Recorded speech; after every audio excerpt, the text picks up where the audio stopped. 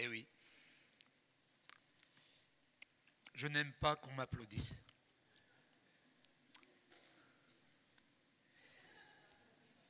Alléluia. Ben, dis donc, ce soir, hein, ça déménage. Hein. Je ne sais pas si vous avez... Mais moi, j'ai pleuré tout le temps, j'arrive même plus à chanter. Oh, ça fait du bien. Hein. C'est la piscine ici. Hein. Piscine olympique. Alléluia. Hein. Continuez comme ça, mes amis. Dieu vous a envoyé du monde entier pour réveiller la France. Hein? Bouge la France. Gloire à Dieu. Nous allons lire la parole de Dieu dans Marc, au chapitre 5, à partir du verset 21. Jésus regagna en barque l'autre rive du lac. Là, une foule immense s'assembla autour de lui sur le rivage. Survint alors l'un des responsables de la synagogue, nommé Jairus. En voyant Jésus, se jeta à ses pieds et le supplia instamment. « Ma petite fille va mourir, viens, impose-lui les mains pour qu'elle guérisse et qu'elle vive. » Alors Jésus partit avec lui, suivi d'une foule nombreuse qui le serrait de tous les côtés. Dans la foule se trouvait une femme atteinte d'hémorragie depuis 12 ans. Elle avait été soignée par de nombreux médecins et avait beaucoup souffert. Elle avait dépensé toute sa fortune sans trouver la moindre amélioration. Au contraire, son état avait empiré. Elle avait entendu parler de Jésus et dans la foule, elle s'était approchée de lui par derrière et avait touché son vêtement en se disant « Si j'arrive à toucher ses vêtements, je serai guérie. » À l'instant même, son hémorragie s'arrêta et elle se sentit délivrée de son mal. Aussitôt, Jésus eut conscience qu'une force était sortie de lui. Il se retourna dans la foule et demanda « Qui a touché mes vêtements ?» Ses disciples lui dirent « Tu vois la foule qui te presse de tous les côtés, tu demandes qui m'a touché ?» Mais lui continuait à parcourir la foule du regard pour voir celle qui avait fait cela. Alors, saisie de crainte et toute tremblante, la femme, sachant ce qui lui était arrivé, s'avança, se jeta aux pieds de Jésus et lui dit toute la vérité. Jésus lui dit « Ma fille, parce que tu as eu foi en moi, tu es guérie. Va en paix et sois guérie de ton mal. » Pendant qu'il parlait encore, quelques personnes arrivèrent de chez le chef de la synagogue pour lui dire « Ta fille est morte. À quoi bon importuner le maître ?» Mais Jésus entendit ces paroles et dit au chef de la synagogue « Ne crains pas, crois seulement. » Il ne permit à personne de le suivre plus loin, excepté Pierre, Jacques et Jean, son frère. En arrivant à la maison du chef de la synagogue, Jésus vit une grande agitation. On pleurait et on poussait des cris. Il entra dans la maison et dit « Pourquoi ce tumulte? Pourquoi ces pleurs? L'enfant n'est pas morte, elle est seulement endormie. » Mais on se moquait de lui. Alors il fit sortir tout le monde, prit avec lui le père et la mère de l'enfant, ainsi que les disciples qui l'accompagnaient. Il entra dans la pièce où l'enfant était couché. Il la prit par la main en disant « Talitha kumis » qui signifie « Jeune fille, lève-toi, je te l'ordonne ». Aussitôt la jeune fille se mit debout et marcha. Elle avait environ 12 ans. Tous furent frappés de stupeur. Amen. Je voudrais vous dire ce soir, et pour tous ceux qui nous écoutent partout, vous avez vu 2 personnes qui ont cherché désespérément une solution à leurs besoins. Jairus a cherché dans une religion et cette femme a cherché auprès des médecins. C'est pas que c'est mauvais de chercher dans la religion et auprès des médecins, mais il n'y a qu'une seule personne qui peut répondre à chacun de vos besoins. Et cette personne s'appelle Jésus-Christ. Et tout le monde la connaît, puisque nous sommes en 2018 après Jésus-Christ. Alors on ne peut pas faire les niais et dire on ne connaît pas Jésus-Christ. D'accord? Jairus, arrivé à un moment, il avait un grand problème. Et cette femme aussi, cette femme était riche. Ces 2 personnes, tant qu'ils n'ont pas eu un problème grave, ils n'ont pas cherché Jésus. Et vous qui nous écoutez partout, vous devez savoir que le seul qui répond à tous vos problèmes et à tous vos besoins, c'est Jésus-Christ. Merci Seigneur pour les médecins, merci Seigneur pour les religieux, Mais ni les médecins ni les religieux ne peuvent venir à bout de votre angoisse. Parce que ces deux personnes étaient angoissées. Elles étaient arrivées au bout du rouleau. Et je sais de quoi je parle. Parce que moi, depuis tout petit, je cherchais la vérité. Je ne cherchais pas Jésus parce que le Jésus qu'on m'avait présenté dans la religion, il ne pouvait rien faire pour moi. J'étais même allé dans une église, j'avais demandé une Bible, et on m'avait dit une Bible, comme si c'était quelque chose d'énorme et impossible à transporter dans un sac à dos. Donc, la religion n'est pas venue au secours de mon besoin.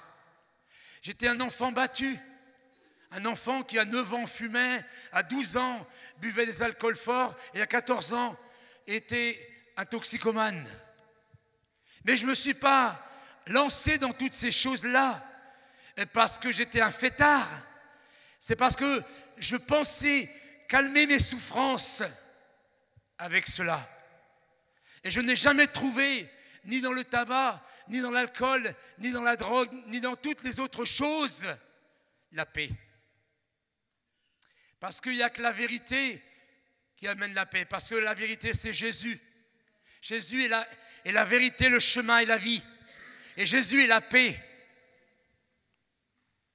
Pourquoi est-ce que aujourd'hui encore des gens se font éblouir par toutes sortes de choses qui n'amènent pas la paix? Souvent parce que ceux qui leur présentent sont des grands menteurs. On devrait filmer leur vie de famille, leur réussite à tous les niveaux. Et on se rendrait compte que ce qu'ils disent n'a rien à voir avec ce qu'ils font.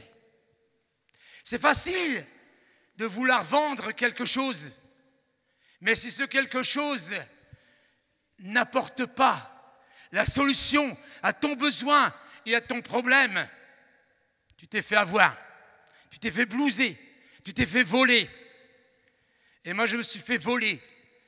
J'étais très naïf. Je n'étais pas du tout un méchant.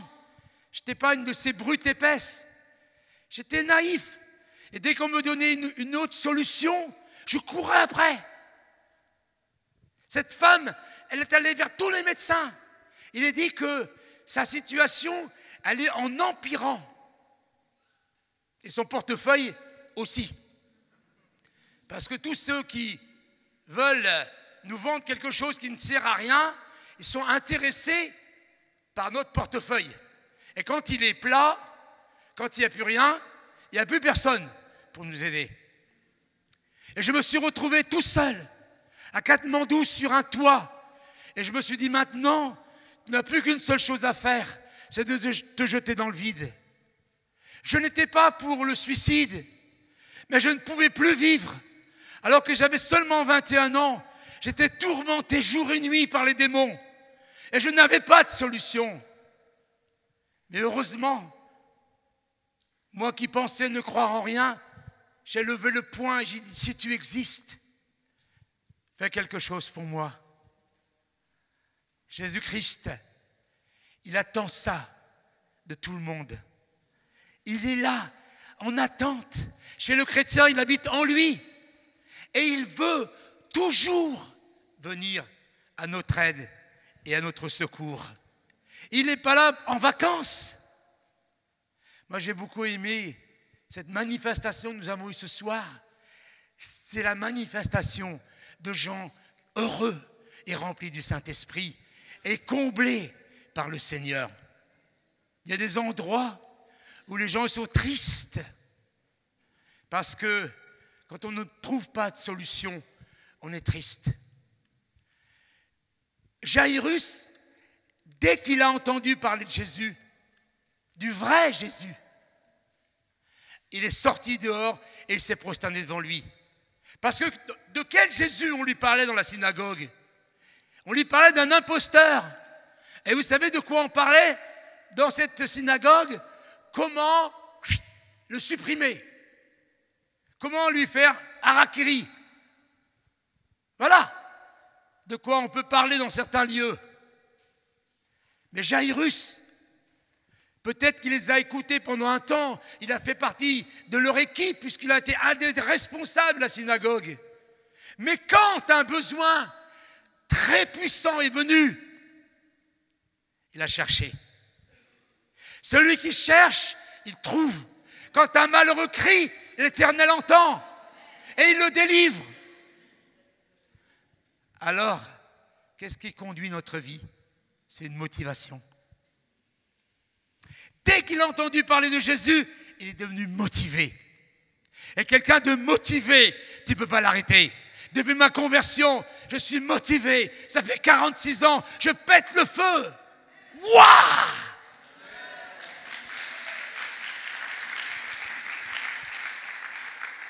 Je suis allé dans 80 pays, je prêche l'évangile partout. Et je suis motivé parce que je sais que le monde sans Jésus est perdu. Je suis motivé parce que je sais que rien ne peut remplacer Jésus dans la vie d'une personne. Et je sais que les gens qui ne veulent pas de Jésus, ils iront en enfer. Et je ne le veux pas. Et je suis là aussi pour motiver les chrétiens, pour leur dire de rendre témoignage partout. Parce que Dieu ne veut pas que l'homme périsse, mais qu'il soit sauvé. Jésus a donné sa vie sur la croix. Il a fait couler son sang. La colère de Dieu est tombée sur lui. Vous savez qu'il devait pousser sur les clous pour parler. Et il poussait sur les clous dire « Père, pardonne-leur, ils ne savent pas ce qu'ils font. » Alors que les autres brigands, eux, quand ils poussaient sur les clous, c'était pour vivre un petit peu plus longtemps. Jusqu'à ses dernières paroles, il a aimé l'humanité. Et il est toujours vivant, il est ressuscité, il est assis à la droite de Dieu. Jairus et cette femme ont fait un bon choix. Ils sont allés vers la bonne personne.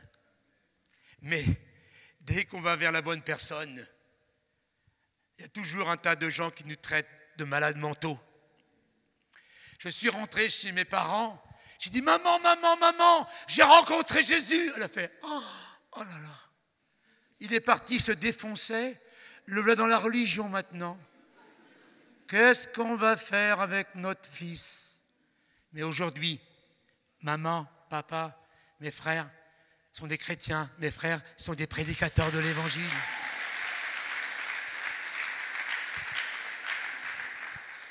C'est pas parce qu'ils m'ont écouté, ils ont vu la transformation. J'étais quelqu'un d'instable, de colérique, qui changeait tout le temps d'idée. Quand ils ont vu la métamorphose qui se passait dans ma vie, ils en ont eu envie. Ma deuxième fille m'a mis un petit SMS il y a quelques mois. Elle m'a dit « Papa, je n'ai jamais vu une personne de ton âge se laisser transformer tous les jours par le Seigneur. » Mon petit-fils m'a dit « Papé, il faut absolument que tu pries avec moi pour que j'ai le permis de conduire du premier coup. » Et il l'a eu du premier coup, il m'a dit « Papé, Jésus, toi et moi, on a eu le permis de conduire. » Ma première petite fille, qui a 17 ans et demi, c'est jeune, hein, elle fréquente un futur pasteur. Alléluia! Et ce qui a touché toutes ces personnes, ce n'est pas du baratin, ce n'est pas une religion, ce n'est pas rien d'autre que le Seigneur Jésus. Il est vivant. Et ce que j'ai vu ce soir, ce que j'ai ressenti ce soir avec vous, c'était vraiment la présence de Dieu. J'étais bien quand je suis arrivé. Et je me suis à un moment demandé si j'allais être capable de parler tellement que j'étais prosterné par terre et dans les larmes, parce que ça fait plaisir de voir le succès que Jésus a eu dans votre vie. Alors, Jairus, une fois qu'il a été vers Jésus, Jésus l'a presque pris par le bras et l'a emmené vers la guérison de sa petite fille. Mais le diable existe. Vous devez savoir que quand vous demandez au Seigneur, que vous faites une prière, que vous lui demandez quelque chose, Dieu veut vous bénir. Dieu veut vous exaucer. Mais le diable ne veut pas. Pourquoi est-ce qu'il ne veut pas? Parce qu'une personne exaucée rend témoignage. Une personne qui n'est pas exaucée, elle est déjà un témoignage tellement elle est malheureuse. Plus vous recevrez de réponses à vos prières, et moins on pourra vous empêcher de rendre témoignage. Alléluia. Je suis un homme qui vit depuis 46 ans sans salaire et sans fiche de paye. Les banques se sont ouvertes et j'ai acheté des maisons. J'en ai acheté une, je l'ai revendue, j'ai acheté une autre. C'est impossible. Demandez aux banquiers à n'importe lequel, ils vous diront c'est pas possible. Dieu nous a bénis au-delà de ce que nous pensions ou imaginons. Le Dieu que tu as accepté dans ton cœur, il a des plans, des projets. Tu ne peux pas t'imaginer ce qu'il va faire avec toi. Et Jairus, dès qu'il est parti, le premier obstacle qu'il a rencontré, ce n'était pas le diable, mais c'était quelque chose qui l'a quand même attristé. Une femme qui avait une perte de sang. C'est comme si elle avait dit « je te passe devant ». Imaginez, vous avez un enfant qui est malade, vous appelez l'ambulance et l'ambulance est dans un bouchon. Dans quel état vous êtes? Il faut toujours s'imaginer comment vivent les personnes que vous lisez. Dans quel état ils sont. Jairus, déjà, le fait d'avoir un enfant malade qui va mourir, c'était déjà grave, c'était déjà horrible dans sa vie. Mais maintenant, ça ne marche pas, ça n'avance pas. Il aurait pu se dire, mais qu'est-ce qu'il fait Jésus? Parce que quand on devient chrétien, il y a une chose qu'on doit apprendre, vous savez ce que c'est? C'est la patience. Dieu exauce, oui, amen. Mais Dieu a un chronomètre. Nous vivons dans le temps de Dieu. Mon frère Jackie est un homme comme moi, nous sommes des nains patients. Non, ça ne va pas? Il y a les géants patients et les nains patients. Je suis un impatient. Jackie, il voudrait déjà avoir une salle qui lui appartient, pour l'église, des milliers de personnes. Mais quand nous entrons dans les projets de Dieu, c'est la première chose qu'il nous apprend. Bon, mon petit gars, je suis avec toi, je vais te conduire, mais comme on dit dans le sud de la France, tranquille. Et ça, c'est dur. Ça, c'est l'horreur. Je ne sais pas comment vous le vivez, vous. Hein? Vous êtes célibataire, vous priez, Seigneur, merci pour l'épouse que tu me donnes, merci pour le mari que tu me donnes. Et il faut attendre patiemment.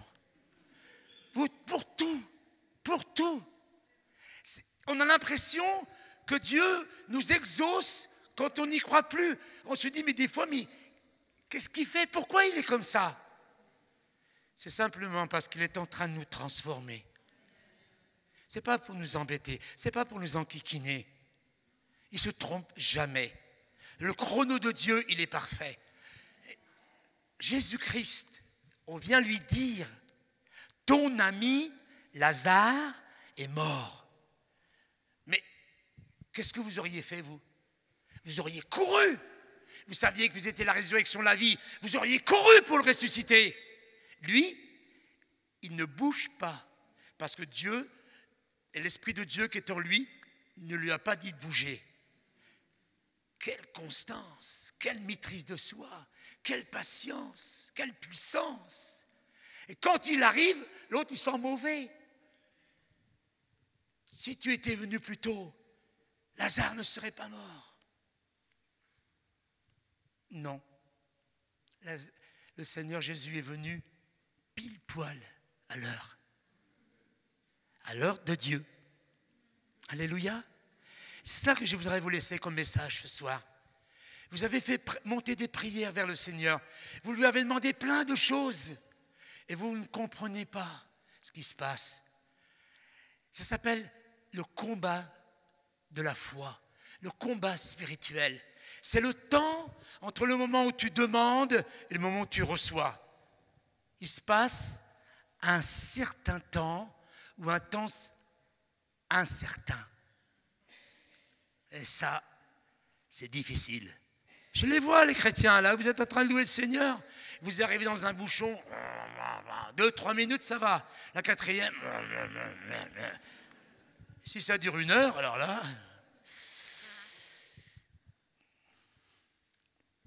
C'est notre nature, voyez. Et à un moment donné, c'est bon. Le Seigneur et Jairus continuent la route. Il marche avec toi. Jairus aurait pu dire, c'est trop dur, je laisse tomber. C'est toujours l'humain, c'est toujours l'homme qui abandonne. C'est jamais Dieu. Il a dit, je ne te délaisserai jamais. Je ne t'abandonnerai jamais. Pourquoi est-ce que des gens qui ont donné leur vie à Jésus-Christ sont rétrogrades? Rétrogrades, ça ne veut pas dire qu'ils ne sont pas dans l'église, mais ils sont fades.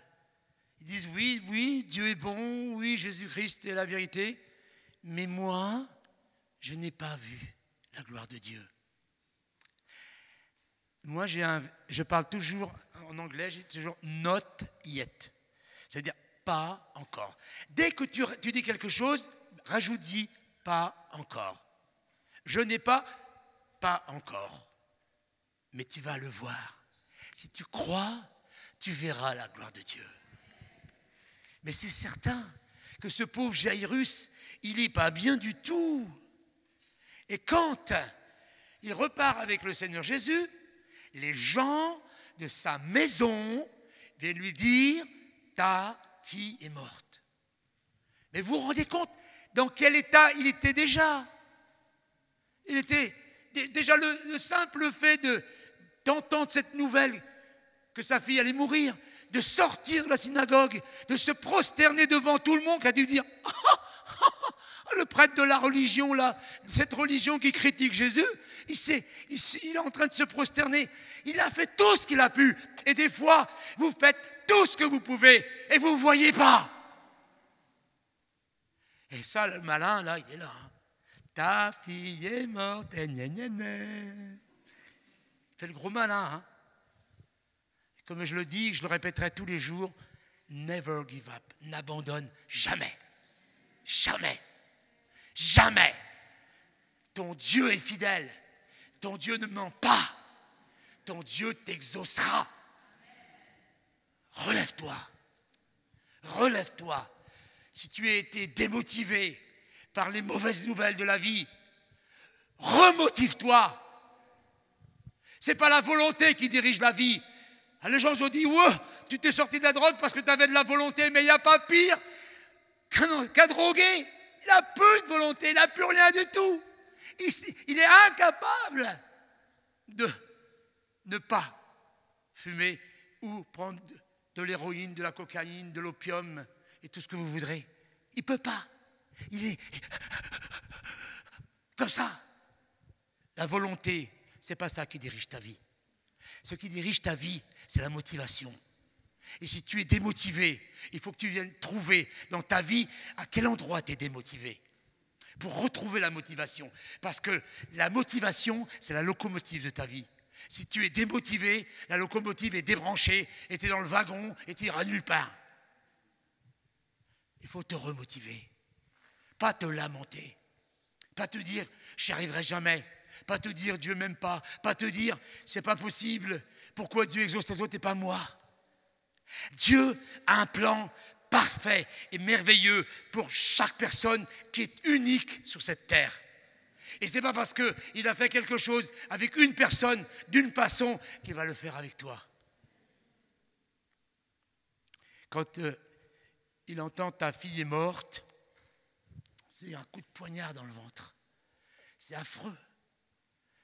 Mais il est toujours près du Seigneur. Écoutez bien, l'épreuve de la foi, le combat de la foi, Tu ne peux pas le vivre si tu t'éloignes du Seigneur. Ce n'est pas le Seigneur qui s'éloigne de toi, c'est toi qui t'éloignes du Seigneur. Et quand on parle de la prière, c'est toujours venir dans la présence du Seigneur. Moi je connais plein de gens, ils boudent, ils ne prient plus. Moi, je ne prie plus. Ben, tu fais simplement que t'éloigner du Seigneur. Et si tu boudes et tu ne pries plus et tu t'éloignes du Seigneur, tu ne peux plus entendre sa voix. Là, on m'entend parce qu'il y a un micro. Mais quand il n'y a pas de micro, moi j'ai une voix de rue, il n'y a pas trop de problème. Mais tu dois toujours te tenir près de lui. Parce que lui veut toujours se tenir près de toi. C'est une association, c'est un travail de couple. Christ en moi, l'espérance de la gloire. Ce n'est plus moi qui vis, c'est Christ qui vit en moi. Je suis devenu un avec le Christ. Je l'entends parce qu'il est là. Et je ne veux pas l'attrister, je ne veux pas le frustrer. Je veux toujours écouter sa voix. Et quand je ne comprends pas et que je suis triste, je me décharge sur lui de tous mes soucis et je lui dis, Seigneur, qu'est-ce qui ne va pas? Je veux entendre ta voix. Mes amis, quand vous n'entendez plus la voix de Dieu, le diable commence à avoir un droit sur vous. Alors dépêchez-vous le plus vite possible de jeûner, de prier, de faire tout ce qu'il faut. Dire, Seigneur, si je t'ai attristé, si j'ai commis quelque chose qui n'est pas juste, Seigneur, parle-moi. C'est la prière que vous devriez faire tout le temps et tous les jours. Seigneur, parle-moi, Seigneur, parle-moi, Seigneur, parle-moi. Il ne sera pas fâché, il sera content. Quand je lui ai prié, j'ai prié la première fois sur ce toit Katmandou, que j'ai dit, Dieu, si tu existes, je suppose qu'il a dit avec tous les anges, enfin, de Père Panier, qui a toujours voulu se débrouiller tout seul, enfin, il me demande de l'aide. Il veut toujours être là, à tes côtés, pour t'aider et pour résoudre tes besoins et tes problèmes. Et dans une oreille, il a entendu, ta fille est morte, et dans l'autre, il a entendu, ne crains pas, crois seulement. La foi vient de ce que j'entends, pas de ce que j'ai entendu. Il y en a qui vivent sur une foi rassie, qui passe dans le micro-ondes, mais la foi doit être renouvelée tous les jours. La foi vient de ce que j'entends aujourd'hui. Vous savez, j'ai une grosse pile de messages, mais si je ne donne pas le message que Dieu veut, parce que je n'ai pas cherché sa face, eh bien ça ne passera pas. Parce que ce n'est pas le message que vous avez besoin. Et je suis même capable de prendre le même texte et de dire des choses complètement différentes. Parce que je ne veux pas que ce soit moi qui parle, mais que ce soit lui, parce que lui vous aime véritablement. Parce que lui veut tout le temps vous réconforter. Lui veut tout le temps vous donner la force de marcher sur les serpents et les scorpions et sur toute la puissance de l'ennemi. Alléluia. Mais s'il vous plaît, restez dans sa présence, restez près de lui. Ta fille est morte et il répond, ne crains pas, crois seulement. Il est dit après, il ne permit à personne de le suivre plus loin. Pourquoi? Parce que ceux qui ont dit ta fille est morte, ils l'ont incrédulisé. Écoutez-moi bien, mes amis, faites très attention de qui tu fréquentes. Ma mère disait, dis-moi qui tu fréquentes, je te dirai qui tu es. Tu fréquentes la télévision, tu vas entendre des informations. Tu n'es même pas sûr qu'elles sont justes, parce que beaucoup de choses sont déguisées. Qui est-ce que tu fréquentes? Avec qui tu passes du temps? Est-ce que tu passes du temps avec le Seigneur? Est-ce que tu passes du temps avec les serviteurs de Dieu? Est-ce que tu passes du temps avec des frères et des sœurs? Beaucoup de chrétiens aujourd'hui dans notre pays disent « Mais je n'ai pas besoin d'aller à l'église ». L'église est le rassemblement des croyants. Parce qu'un croyant tout seul, c'est bien, mais 10 croyants, 100 croyants, 1000 croyants ensemble, d'un même cœur et d'une même âme, qui louent et qui adorent le Seigneur. Mes amis, je vais vous dire quelque chose. retenez-le bien, ne vous étonnez pas si Dieu éloigne des gens de vous. Ne dites pas, je ne comprends pas cette personne qui pourtant m'avait promis qu'elle était mon amie. Écoutez-moi bien, laissez Dieu choisir vos amis. J'ai passé une grande partie de ma vie à être malheureux parce que mes amis me quittaient. Bien sûr, ils me quittaient, j'avais tellement un drôle de caractère qu'ils ne pouvaient pas rester avec moi. Je vais juste faire une petite parenthèse. J'ai dit à mon frère qui me suit, quand je suis rentré des Indes, j'ai dit, tu te rends compte, les 2 personnes qui sont parties après moi, avec moi, en 2 chevaux, ils m'ont laissé tomber au bout d'1 mois. Seulement 1 mois. Et mon frère m'a répondu, 1 mois? Mais c'est pas possible, on ne peut pas rester 1 heure avec toi.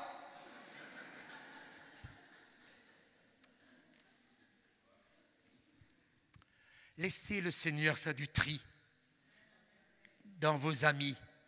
C'est pas qu'il ne faut pas les aimer, c'est pas qu'il ne faut pas prier pour eux, mais leurs conseils. Ami, ça veut dire ouverture de cœur. Ça veut dire que vous laissez passer quelque chose.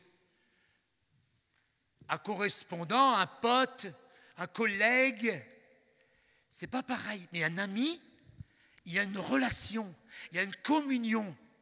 Alors, si vous êtes en communion et en relation avec des amis qui vous découragent et qui vous éloignent du Seigneur, ne vous étonnez pas. Ne leur en veuillez pas. Ce qu'ils disent ne vient pas de Dieu, mais ils ne le savent pas. Ils croient vous aimer, ils croient vous aider. Ils ont besoin de votre amour, de votre affection et de vos prières. Mais faites attention, mettez un airbag autour de vous. Ne laissez pas entrer dans votre cœur n'importe quel conseil. C'est pour ça que Jésus, il a mis dehors tout le monde. Et dans la version originale, excusez-moi du terme, il les a fichus dehors, dégagés.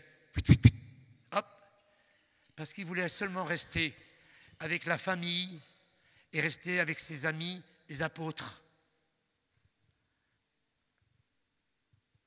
Tu vas te rendre compte dans ta vie que les choses ne se passent pas comme tu le penses. Que plein de choses que tu avais projetées n'arrivent pas. Mais parce que Dieu a des choses tellement meilleures pour toi. Toutes choses concourent et travaillent ensemble au bien de ceux qui aiment Dieu, de ceux qui sont appelés. Alléluia. C'est ça la foi. On parle de la foi. La foi, c'est une confiance totale que si Jésus nous dit quelque chose, nous demande quelque chose, ou fait quelque chose que nous ne comprenons pas et qui ne nous plaît pas, c'est pour notre bien. Jésus n'a aucun intérêt personnel. Dieu n'a aucun intérêt personnel. La seule chose qu'il attend de vous, c'est ce que vous avez fait ce soir, la louange et l'adoration. On ne peut pas lui donner d'argent, on ne peut rien lui donner. Il a tout, tout lui appartient. Il est le maître de l'univers. Mais vous, il faut vraiment vous poser des vraies questions. Est-ce que je suis motivé ou démotivé? Et si je suis démotivé, qu'est-ce qui m'a démotivé? Ou qui m'a démotivé? Bien sûr, vous pourrez toujours mettre tout sur le dos du diable. Le diable, on lui met tout sur le dos. Mais il est quand même vaincu, cloué, dépouillé. Il n'a aucune autorité, aucun pouvoir et aucune puissance. La seule puissance qu'il a, c'est de vous mentir. C'est tout. Et vous n'êtes pas obligé de le croire. D'accord? Dès que Jairus est venu vers Jésus, il s'est laissé guider. Il a laissé le volant au Seigneur de sa vie. Et c'est ça le plus difficile. Nous avons appris à n'avoir confiance en personne. Moi, je me suis tout fait voler, dépouiller. Et quand j'étais là-bas à Katmandou, j'ai eu 4 passeports en 1 an. Tellement j'étais naïf et les autorités m'ont accusé de les avoir vendus. mais je ne les avais pas vendus. Il fallait que je me trouve dans une situation où personne d'autre que Dieu puisse me délivrer. Toutes les solutions que vous allez rencontrer, faites attention. Dites, Seigneur, qu'est-ce que tu en penses? Tous les conseils que vous allez entendre, Seigneur, qu'est-ce que tu en penses? C'est ça la communication, c'est ça la communion, c'est ça parler au Seigneur, c'est ça se décharger, c'est de ne prendre aucune décision sans la paix de Dieu en vous. Mais le problème, c'est qu'on se prend pour des spécialistes. Et en tant que spécialiste, on dit, ben non, je l'ai déjà fait, ça a marché, je vais refaire la même chose. Mais Dieu ne fait pas 2 fois la même chose. Dieu ne veut pas que nous puissions dépendre de la chair et du sang. Il veut que nous soyons 100%, totalement, définitivement, complètement dépendants de lui. Il ne veut pas que nous ayons d'idolâtrie dans notre vie. Et quand il est arrivé avec Jairus dans la maison, dans sa maison, toutes les personnes négatives étaient dehors, un climat de foi était là, parce qu'il est dit que Jésus ne put pas faire de miracle à Nazareth à cause de leur incrédulité. Le climat d'incrédulité. Vous vous rendez compte? Jésus de Nazareth ne put pas faire de miracle à Nazareth à cause de leur incrédulité. Nous, on n'est pas conscient que le climat d'incrédulité peut empêcher la main de Dieu d'agir. Dieu, il répond à la foi. Et la foi, c'est l'obéissance de la confiance. Vous pouvez remplacer le mot foi par obéissance. L'obéissance nous amène à la confiance nous amène à l'obéissance. Et l'obéissance nous amène à rester dans la foi. Et une fois que nous sommes dans ce climat de foi, Dieu va faire les choses. Et c'est pour ça qu'on est impatient. Parce qu'on demande des choses à Dieu, puis les jours, les années, des fois se passent, il ne se passe rien. Il ne se passe rien parce que tu n'es pas prêt. Ce n'est pas Dieu qui joue au yo-yo, je te le donne, tu ne te le donnes pas. Nous ne sommes pas prêts. Si Dieu pouvait te le donner aujourd'hui parce que tu es dans la foi, il te le donnerait. Mais il est en train de travailler en toi pour enlever tout ce qui empêche la foi d'agir. La foi, c'est comme une main qui se tend pour prendre la bénédiction. Souvent, quand je prie pour les gens qui veulent faire un acte de foi pour une guérison de ça, je leur dis, ouvrez les mains. Quand vous croyez, fermez les mains et prenez votre guérison. C'est pareil pour tout. Recevez le Saint-Esprit. Recevez la guérison. C'est à vous, ça vous appartient. Mais le temps qu'il faut, entre le temps de la demande et le temps de la réponse, c'est un temps de sanctification. C'est un temps où nous devons être séparés de tout ce qui empêche la bénédiction de venir habiter dans notre cœur. Nous sommes nés sur une terre qui est remplie d'incrédulité. Et cette incrédulité, elle est mélangée en nous.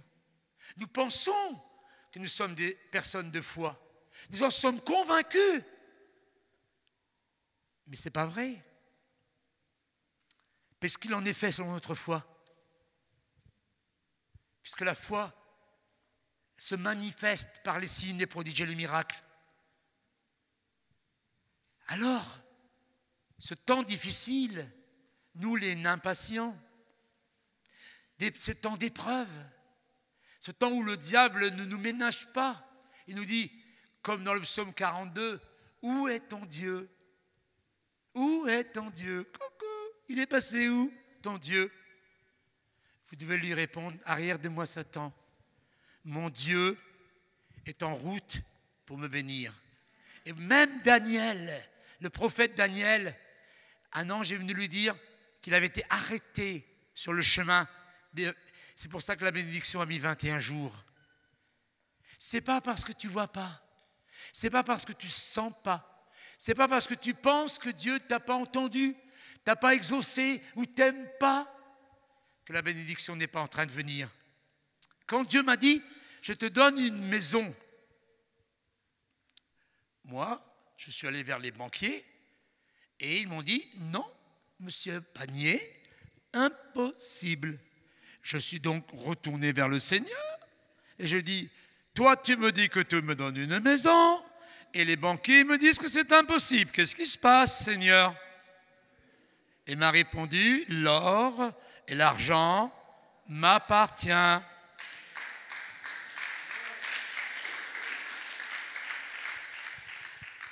Et il m'a dit ce qu'il fallait faire et comment il fallait le faire.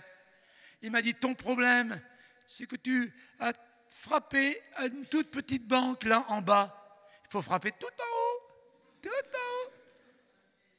Alors je suis retourné vers le constructeur, j'ai dit, voilà, le Seigneur m'a dit qu'il fallait frapper tout en haut. Et ils m'ont dit, mais il est fou celui-là. Les païens, ils ont de la peine, hein.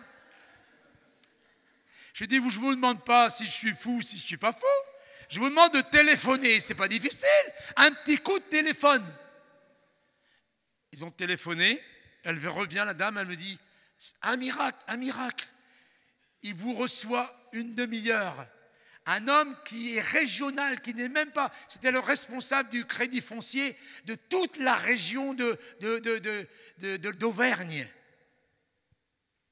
Elle me dit, exceptionnellement, il va vous recevoir. Je suis arrivé dans sa présence, je ne l'ai pas laissé parler. J'ai dit, voilà, je suis serviteur de Dieu. Mon travail, c'est de sauver des gens. En 2 mots, ça voulait dire, si vous ne me donnez pas ça, ça sera votre faute si les gens ne sont pas sauvés. Mais quand on est rempli de l'esprit, on est gonflé. Hein. On a la patate. Hein. Et il m'a dit, je vais vous dire quelque chose. Mon meilleur ami, quand j'étais aux études, c'était un pasteur. Alors je vais vous écouter. Mais il m'a dit, logiquement, je n'ai pas le droit. Parce que si jamais vous ne payez pas, je suis fichu dehors. Il m'a dit, je vous demande 2 choses. Est-ce qu'il y a de la continuation dans votre travail? J'ai dit, après tout ce que je vous ai dit, il m'a dit, oui, ok, vous avez bien répondu. Et la deuxième chose, il me dit, si vous mettez les fonds propres, je mets le reste.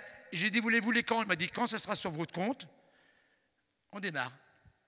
Dans les jours qui ont suivi, non seulement j'ai reçu les fonds propres, mais j'ai reçu tous les meubles pour la nouvelle maison, parce que je vivais dans une bicoque et je ne pouvais pas transporter mes vieux meubles dans une belle maison toute neuve.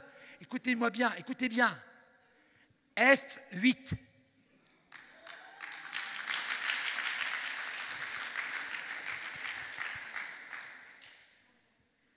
Dieu n'exauce pas ton salaire, il exauce ta foi.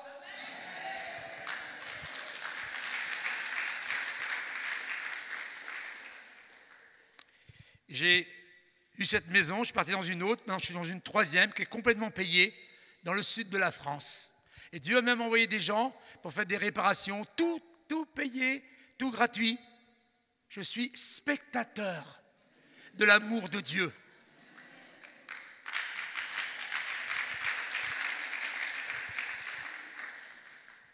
La Mercedes, j'ai le Père Céleste et la Mercedes.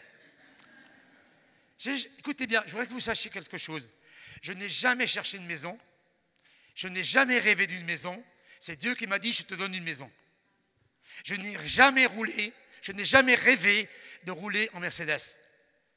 J'étais dans une église et c'est quelqu'un qui m'a convaincu, qui m'a trouvé une voiture, Mercedes, avec laquelle j'ai fait 85 000 km la première, et je l'ai revendue exactement le prix que je l'avais achetée. Elle m'a coûté 0 centime.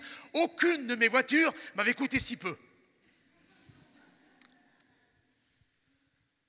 Je suis simplement dans le train de Dieu et je me laisse gâter par Dieu. Parce que Dieu veut que je sois son témoin. Et quand je suis gâté par Dieu, je peux dire, papa, il est bon, papa, il est généreux, papa, il est gentil.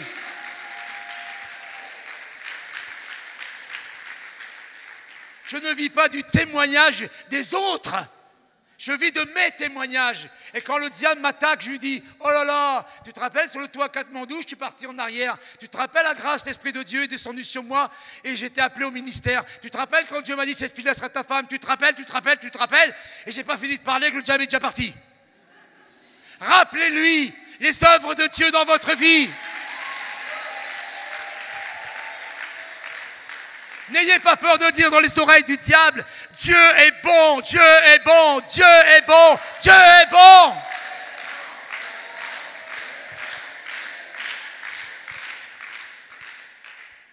Croyez pas que j'aurais quitté la drogue pour entrer dans une religion quand même. J'ai quitté des miettes, j'ai quitté un os pour prendre un steak. Et la joie que j'ai, elle n'est pas fabriquée. Je n'ai pas de maquillage. Je suis heureux. Parce que celui qui est en moi, il est merveilleux. La seule chose que nous avons à faire, c'est lui faire confiance et le laisser grandir en nous. Il veut prendre toute la place. Il veut régner dans ta vie.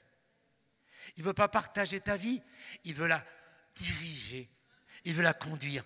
Parce que tu dois te rendre compte, comme cette femme, elle avait tout essayé avant et rien ne marchait.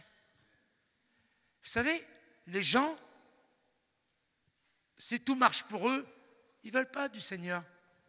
Parlez-leur du Seigneur et priez pour eux jusqu'à temps qu'ils se rendent compte que ce qu'ils ont, c'est rien du tout, s'ils n'ont pas l'amour de Dieu, la paix de Dieu, l'assurance d'aller dans l'éternité. Très peu de gens sur cette terre sont convaincus qu'après cette mort, ils ont une place au ciel qui les attend. L'apôtre Paul a dit, j'ai hâte de quitter ma tente. Ça veut dire j'ai hâte de faire du camping parce que je vais revêtir ma vie nouvelle et une maison m'attend là-haut. Ici, nous sommes étrangers, voyageurs. Nous sommes de passage. Alléluia. Ton Dieu a tout prévu pour toi, et sur la terre et dans le ciel. Tu n'as pas besoin de t'en faire. Tu n'as pas besoin de te poser de questions. La seule chose qu'il faut faire, c'est dire, Seigneur, prends la place. Prends la place du roi. Pas seulement le chanter.